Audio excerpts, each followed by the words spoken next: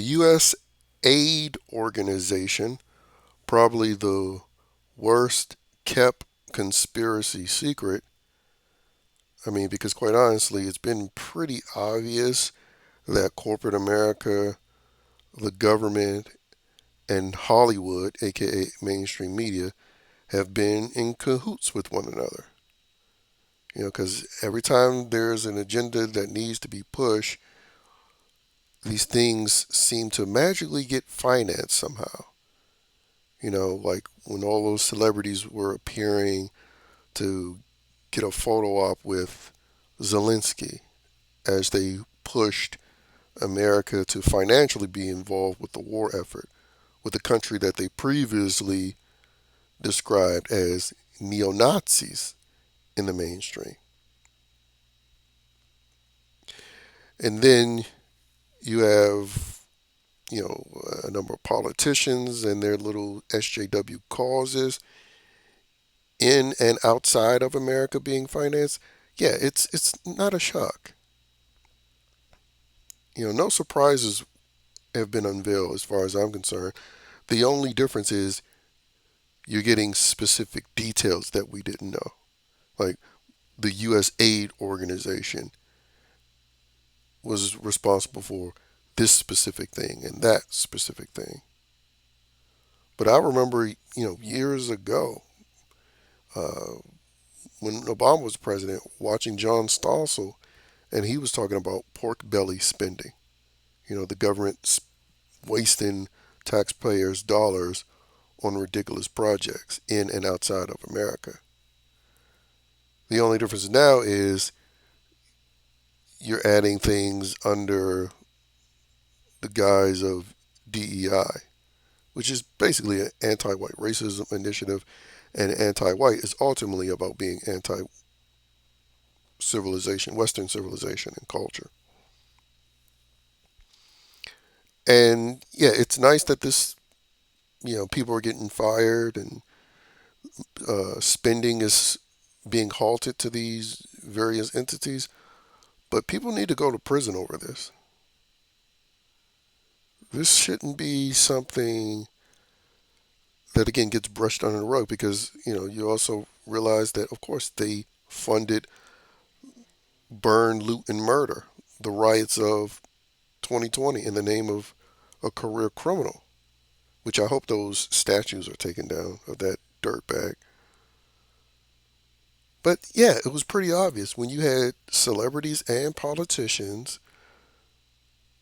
inciting the riots, encouraging them. You had a number of celebrities show up and make speeches. And then when they needed bailout money, you had someone who was running for president that advertised a link to a bailout fund for people that were vandalizing, committing arson, physical assault, and other crimes during the riots. Riots, I might add, that happened during COVID, where they were claiming they were so concerned with people's health that you had to stay in the house and not kill grandma. But it was perfectly fine to go out and burn, loot, and murder, though. So again, it's not a shock. It's not a surprise. We're just getting specific details that we didn't have before. And again, it's no shock that people that claim they want government corruption exposed, and I'm talking about the regular American citizen, the voter, not the politicians or celebrities involved, because obviously they're going to be on board because it's a part of their money scheme and how they get paid. You get paid to be a philanthropist or a charitable person like Angelina Jolie. Now, it's the people that don't benefit from this at all. Actually, they get screwed that support this that need to be highlighted as the dumbasses they are. Libtards, Democrat voters, who again would rather be giving cancer while being financially robbed from the government just as long as it's being done under the Democrat Party. And if somebody uncovers that, that's Republican or a part of the Trump administration, they'll condemn it.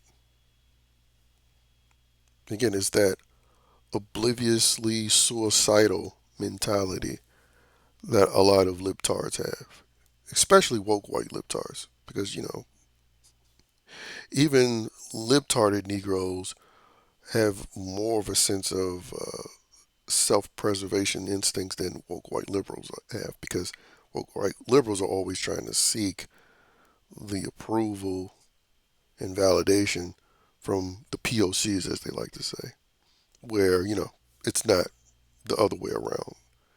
Because the woke POCs still call woke whites racist because they're white.